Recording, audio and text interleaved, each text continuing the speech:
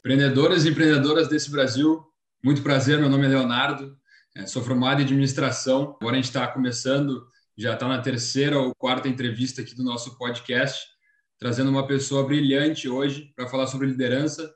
Então, daqui a pouquinho o Diego vai apresentar para vocês Walter e Regina. Aproveitem bastante esse conteúdo que, como os outros, esse vai ter muita coisa para aprender, muita coisa para vocês evoluírem junto com a gente. Fala, família do No Máximo 20. Estamos começando mais um encontro aqui hoje. Gostaria de agradecer as pessoas que estão acordando agora.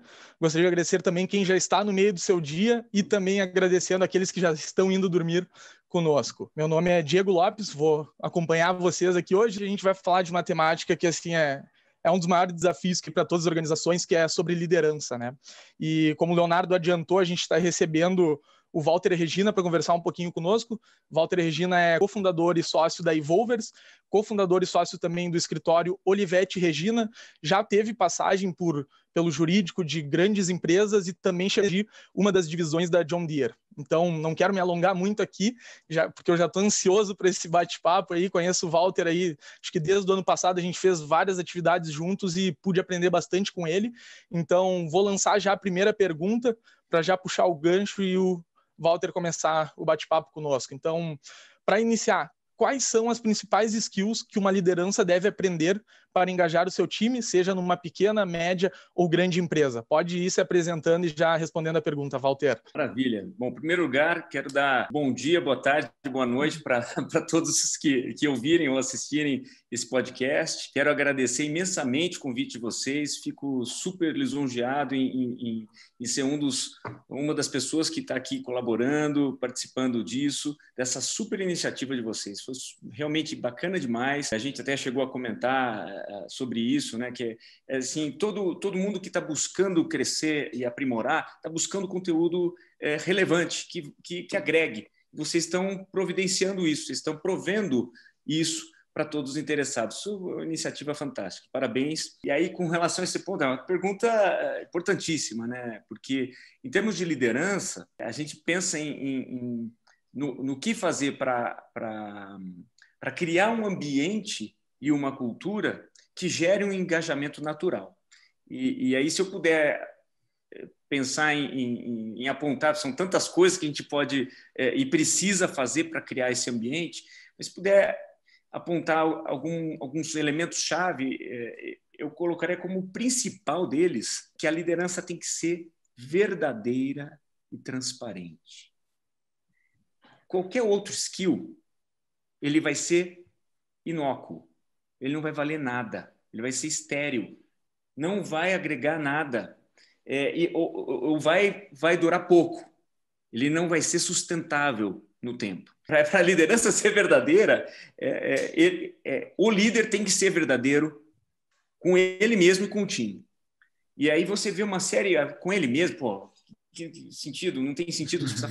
Olha, o que eu quero dizer é o seguinte, há tantas rupturas de verdades entre o líder e ele mesmo ali, entre o que ele apresenta para os outros, para o time e para a organização, que é nessas divisões de facetas que começam as meias-verdades, que são até piores do que as mentiras totais e deslavadas.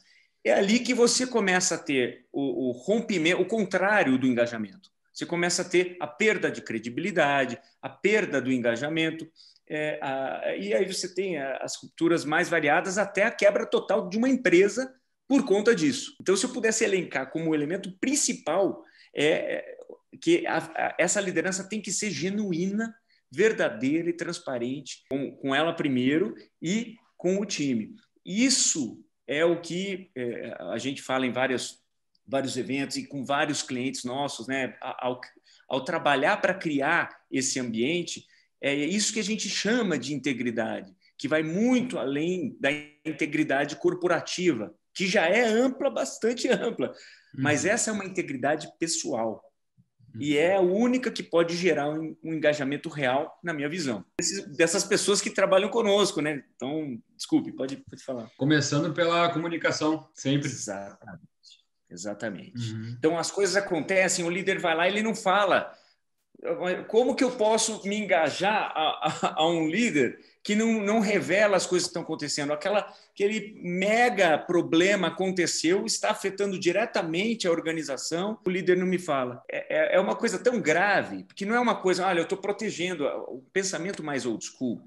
E aí a gente está falando de choques geracionais interessantíssimos, né? O pensamento mais tradicional, né? O pessoal de gestão mais antiga, é um pessoal que aprendeu, não vou nem falar que tende a fazer assim, é um pessoal que aprendeu a segurar as coisas, porque não era considerado profissional você passar essas informações, esses problemas para o seu time.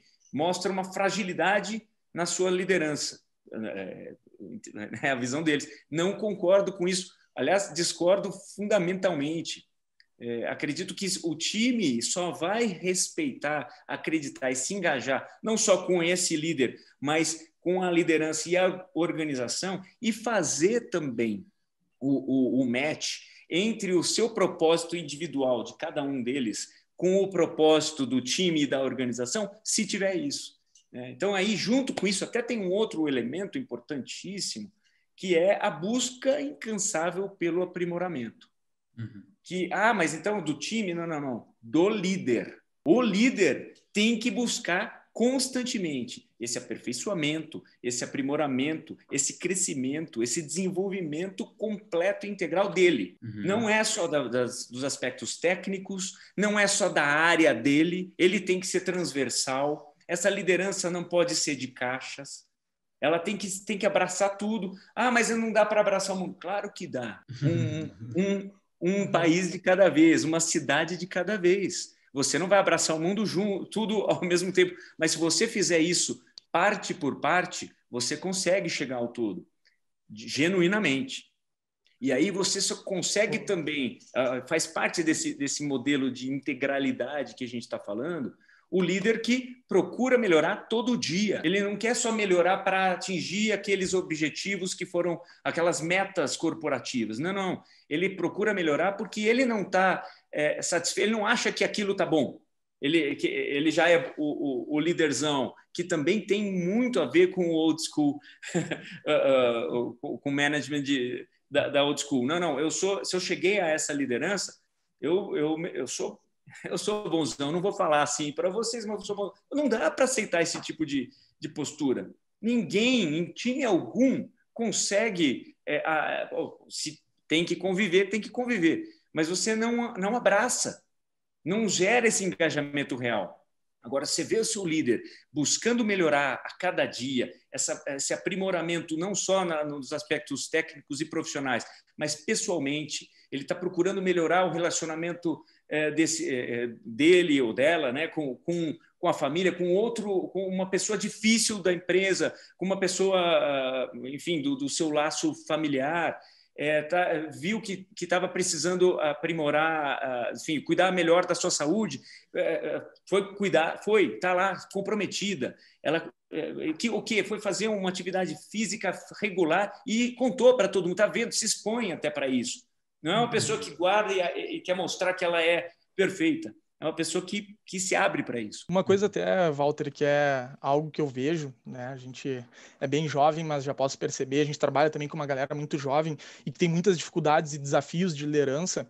Uma pessoa que vai ter uma equipe de 5, 10, 15, algo que eu vejo e nítido é uma coisa para mim, assim, tu tem que ter 10, 15 personalidades diferentes para poder liderar. Isso é verdade, tu tem que realmente entender cada pessoa, como que ela é e como que tu vai conseguir cobrar para conseguir tirar o máximo dela, né? 100%. 100%. Colocação perfeita, porque não tem como você... É como, aliás, e até fazendo uma analogia com pais old school também, né? Que eles falavam assim, não, mas eu dei a mesma educação para os 4, para os 2, mas é óbvio, são 4, 2 diferentíssimos. Cada um é único. E a mesma coisa acontece no ambiente corporativo. Se eu quiser atuar, tem a ver também com essa autoimagem old school do gestor, que não é líder, não é um líder verdadeiro. Porque o líder verdadeiro é pressuposto da atividade dele conhecer mas muito a personalidade de cada membro do seu time e além do seu time, porque o seu time vai interagir constantemente com várias pessoas de dentro da organização, de várias outras caixas e de fora da organização, com fornecedores, clientes, enfim, uma infinidade de stakeholders, que se esse líder não entender bem, a orientação que ele der para o seu time pode estar completamente equivocada e levar as pessoas e a empresa para o caminho totalmente errado. E a questão do treinamento, antes de virar um líder, muito importante? Ou a gente vai pegando de acordo com a levada do andamento da vida profissional da pessoa, ela vai subindo de cargo, às vezes sem treinamento, e quando vê, tem que gerir um monte de gente, tem que gerir cerca de 10, 15 pessoas, acaba,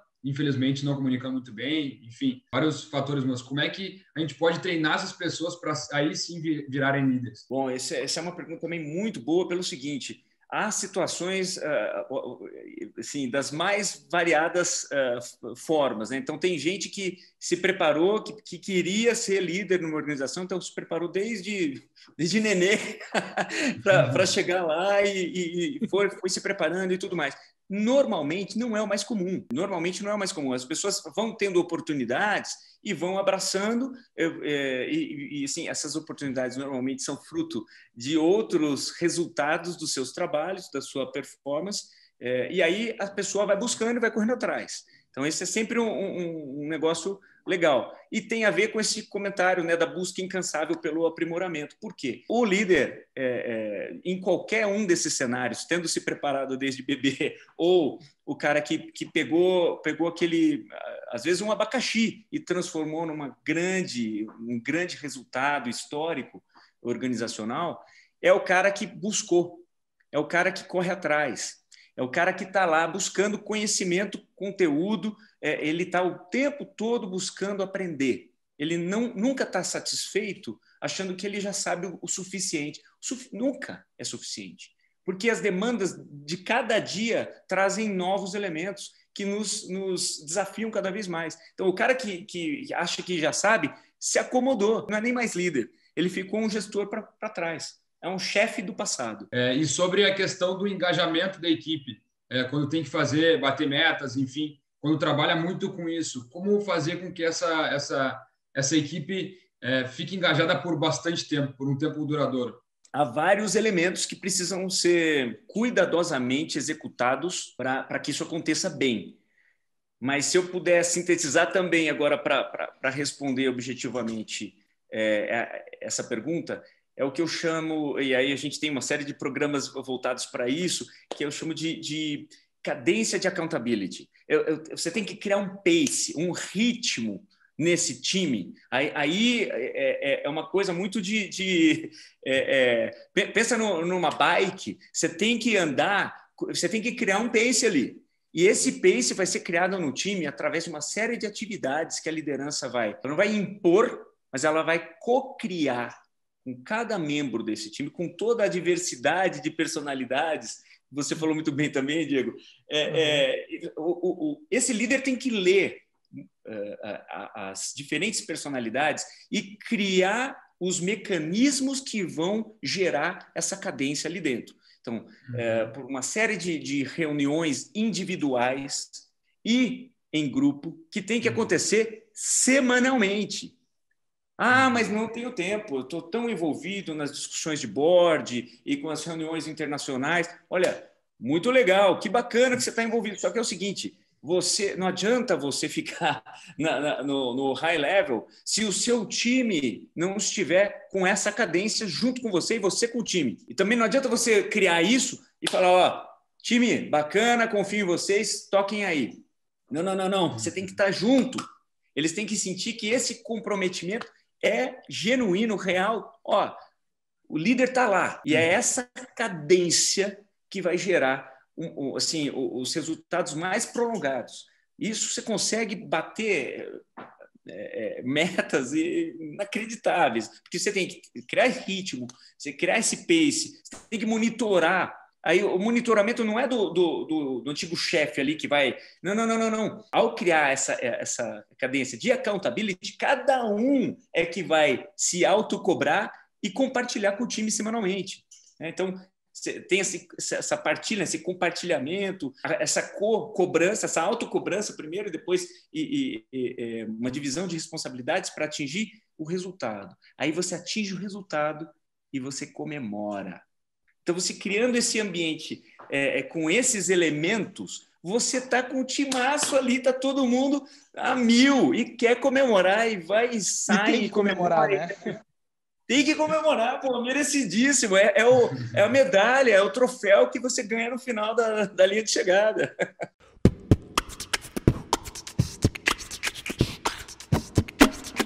Perfeito, eu acho que a comemoração, eu sou muito fã da comemoração, porque eu acho que tem que ir comemorando e, né, ficando feliz com os pequenos resultados que a gente vai tendo e depois, obviamente, um grande resultado que a gente planejou lá no início. Mas eu nem vi o tempo passar. Foi muito rápido, foi muito rápido. Vamos já se preparando já para finalizar aqui. Então, como de costume, a gente tem uma dica final. Então, a gente sempre pede para o convidado dar uma dica para quem está ouvindo. Então, uma dica seja profissional, uma dica pessoal, algo que a gente consiga tirar para o nosso dia a dia. Dica de ouro, simples, nada muito direto ao ponto. Deem o seu melhor. Se você não der o seu melhor, você não merece estar aqui. Se eu não der o meu melhor, eu não mereço estar aqui. Não é na empresa, não é na organização, não é na startup, não é no escritório, é nesta terra. É nesta terra. Eu tenho que dar o meu melhor. Eu até vi vocês brincando, falando do negócio de acordar e arrumar a cama. Cara, é isso, faz parte disso. Eu tenho que fazer o meu melhor. A cama tem que dar. E outra, não é só uma arrumadinha, é arrumar o meu melhor. Eu arrumei o meu melhor. Eu fui lá, lavei louça, ainda mais em pandemia. Olha, tá perfeito, tá o melhor que eu podia fazer. Agora, o meu projeto, eu fiz o meu melhor. Não, no meu curso, eu fiz aquele curso, mas eu fiz mais ou menos, cara. Puxa. Tinha que olhar no espelho e ter vergonha. Não dá, não tem espaço para isso. E aí um outro aspecto ligado a isso também, mas que é uma dica que eu gostaria de dar, assim, olha, se atirem. Então, ainda mais os novos empreendedores, ou que têm vontade, ou quem está se estudando e preparando para se formar, quem se formou, que se atirem. Sejam ousados na busca dos seus ideais. Muito mais do que metas e objetivos. Vão atrás do que vocês acreditam. Primeiro, o que vocês querem, né? Definam o que vocês querem e vão atrás. Mas sejam ousados. Vão atrás mesmo. E ali, nessa busca, abracem a vulnerabilidade. E isso significa, não tenham medo de errar. Errar, a gente vai errar. Assim, não é uma coisa, olha, mas se eu errar... Não, eu vou errar. Eu vou errar, aceito isso, entendo isso e tudo bem. Mas eu tenho que abrir meu peito, eu sou humano, né? Eu tenho que abrir meu peito para inovar. Se eu não me abrir para essa inovação, e abrir para essa inovação envolve uma série de coisas, envolve inclusive, por exemplo, um músico, quando ele vai tocar ao vivo e ele vai lá e improvisa, ele toca um solo lá, improvisa, ele pode errar.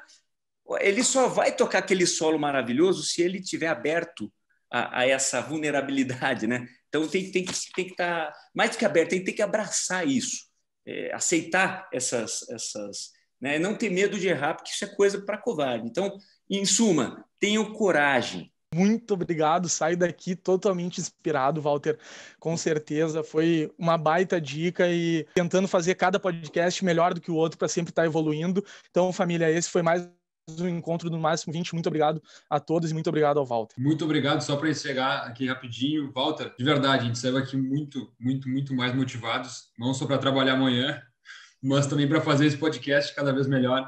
Então, de verdade, muito obrigado por ter participado com a gente, aceitado o convite e a gente se vê na próxima. Sensacional. Muito obrigado, pessoal. Um grande abraço, tudo de bom.